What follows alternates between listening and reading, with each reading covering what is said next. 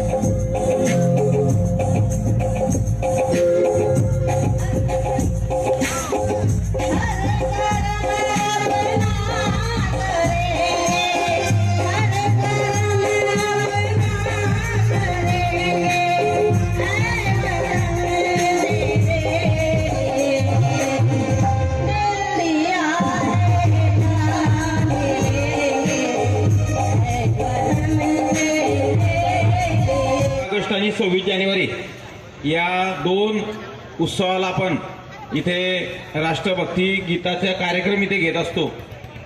आजही आपण इथे घेतलाय, 26 जानेवारीला आपण घेतो.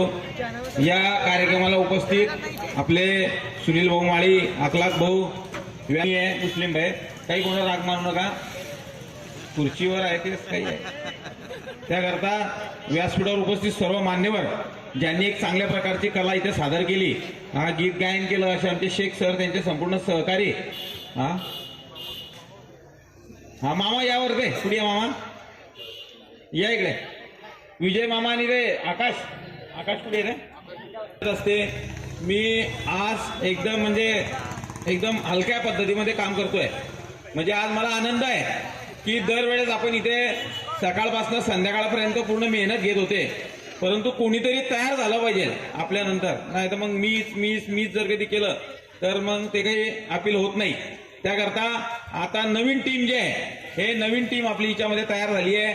ते आपले मिलिंद भाऊ बैसे असतील, त्याच्यानंतर अजमल भाई असतील, फजल भाई असतील, आकाश निमकर आहे, योगेश माळी आहे, त्यानंतर शंकर पवार आहे, नाना भाऊ चौधरी आपले नगरसेवक कुठे गेले, हा नाना भाऊ आहे, इथे चौधरी आहे, संपूर्ण जे आहे ते एक चांगल्या प्रकारे त्यांनी इथे नियोजन तिथे सांभाळलं आणि एक चांगल्या प्रकारचा कार्यक्रम अत्यंत यशस्वीपणे पार पडला.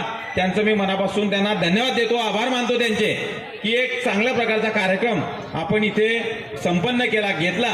म्हणजे आता उद्या पुढच्या वर्षीपासून आपल्याला काही टेन्शन बी नाही. विजय मामा म्हणजे जे आहे कोणामुळे कोणतं काम थांबलं नाही पाहिजे, ते काम निरंतर आहे, देशाचं काम आहे, ते काम परत चाललं गेलं पाहिजे. त्यांनी एक नवीन प्रथा पाडली आहे की देशभक्तीच्या कार्यक्रमाला कोणाचा सत्कार करायचा नाही. या देशाच्या पेक्षा कोणी मोठा नाहीये.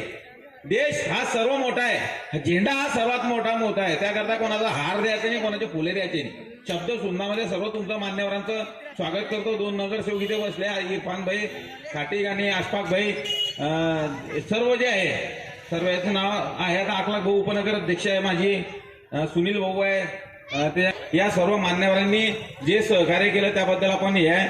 आता आपण नगरपालिकेच्या माध्यमातून आपण मागच्या वर्षापर्यंत अनेक प्रकारचे लोकांना आश्वासनं त्या माध्यमातून दिली आहे. ते आश्वासनं आता पूर्तता करण्याची जबाबदारी तुम्ही इथे टाकली आहे. म्हणजे ज्या मतदारांनी मला या स्थानापर्यंत पोहोचवले अशा माझ्या मायबाप जनता जनार्दनाचे मी मनापासून त्यांना धन्यवाद देतो, त्यांचे आभार मानतो की तुम्ही तुमच्या सुज्ञ लोकशाही काय असते, लोकशाही ही आपल्या वरणगाव शहरात जिवंत आहे, की त्या लोकशाहीच्या आधारावर तुमच्यासारख्या तुमच्या गरीब महिना जात आहे ना माझ्याजवळ पैसा आहे.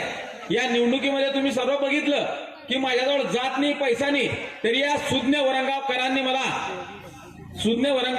मला या लोकनियुक्त नगराध्यक्षपदावर निवडून दिलं. याच्यासारखा दुसरा कोणता प्रसंग माझ्या जीवनामध्ये नसणार आहे.